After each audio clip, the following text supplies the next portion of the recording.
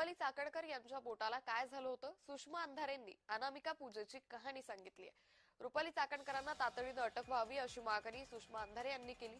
चाकणकरांची narco टेस्टही व्हावी अंधारेंची मागणी आहे। महिला आयोगाच्या अध्यक्षपदावरूनही चाकणकरांना हटवा अशी मागणी त्यांनी केली होती।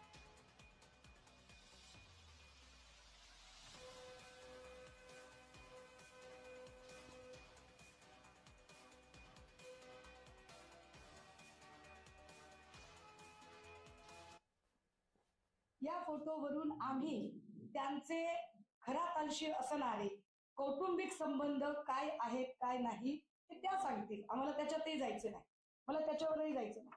मला एका वेगळ्या गोष्टीकडे जायचंय की एका पीडितेने सांगितलं की चाकणकर स्वतः तंत्रमंत्र विद्या करत होत्या।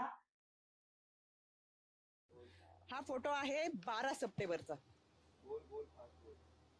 ह्याच्यावरची 1 तारीख पुढची खोडली आणि 2 सप्टेंबर दाखवलं आणि काहीतरी त्या दिवशी अमावस्या पौर्णिमा काहीतरी आहे असं चुकीचं दाखवलं।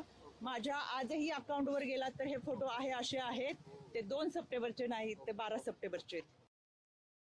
12 सप्टेंबर 2024 फोटो जर नीट, मी आपल्या सगळ्यांना याची सॉफ्ट कॉपी देईन।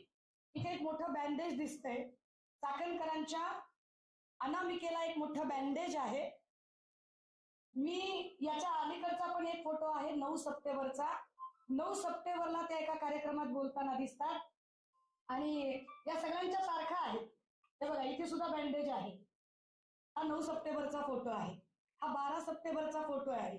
मला कळेना की हा सप्टेंबरचा दिवस कसा आहे। आणि मग हे सगळं शोधल्यानंतर लक्षात आलं की 2 सप्टेंबर 2024 ला सोमवती अमावस्या होती। हा माझा 2 सप्टेंबरचा फोटो आहे।